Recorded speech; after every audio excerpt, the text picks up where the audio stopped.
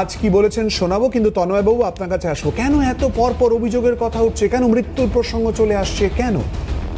দেখুন, আপনারা জানেন নির্বাচন কমিশন এবং বিজেপিও প্রথম থেকে বাংলার মানুষকে বলছেন যে 2002-এ যাদের নাম আছে বা তাদের বাবা মায়ের নাম আছে তাদের একটা ডকুমেন্টও লাগবে না, তাদের কোনো চিন্তাও নেই। পাশাপাশি তৃণমূল বলছে যে এসআইআর নাকি ঘুর পথে এনআরসি হচ্ছে, আপনাদের নাম বাদ দিয়ে আপনাদেরকে বাংলাদেশে পাঠিয়ে দেবে, আপনাদের হচ্ছে এখান থেকে দেশ ছাড়া করবে, এটা তৃণমূল বলছে।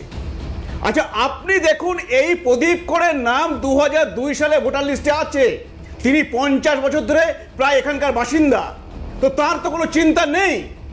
তাহলে যদি তিনি আত্মহত্যা করে থাকেন তাহলে তৃণমূল তাকে ভয় দেখানোর জন্য আত্মহত্যা করেছেন, এটাকে বলতে হবে। ভয় দেখানোর অভিযোগ তো আপনাদের বিরুদ্ধেই হচ্ছে তন্ময় বাবু, রাজ্যের শাসক দল এই অভিযোগ আপনাদের বিরুদ্ধেই করছে। রাজ্য শাসক দল বলবেই, কিন্তু আমি আপনাকে ফ্যাক্টসগুলো বলে দিলাম।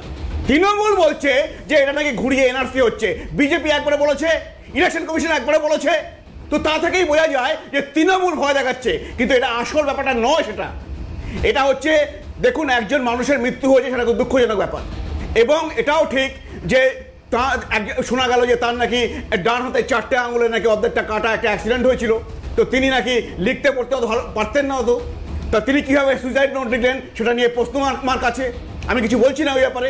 আবার কেউ আবার শোনা যাচ্ছে তিনি নাকি মানসিক অবসাদে ভুগছিলেন, তো মৃত্যুর কারণ নিয়ে আমি বলছি না। আমি যেটা বলার চেষ্টা করছি যে যেহেতু তিনি হিন্দু, সেই জন্য তার মৃত্যুটাকে এইভাবে তৃণমূল রাজনীতিকরণ করছে। তারা হচ্ছে হিন্দু শরণার্থীদের দেখাচ্ছে যে বিজেপি এনআরসি করা বলেছে বলে তারা মারা গেছে, কিন্তু বিজেপি কখনো বলেনি। তারা চাইছে যে যদি মুসলিম ভোটার এখান থেকে বাদ যায় বাংলাদেশে অনুপ্রবেশকারী, তাহলে যেন হিন্দু শরণার্থী তারাও বাংলাদেশ থেকে এসছে, তারা যেন বিজেপি থেকে সরে যায়। একটু আটকাচ্ছি তন্ময় বাবু, রাজনীতিকরণের অভিযোগ করছেন তন্ময় বাবু, কেন আমরা খোঁজার চেষ্টা করব। প্লিজ একটুখানি কৌশিক বাবু চন্দনদার কাছে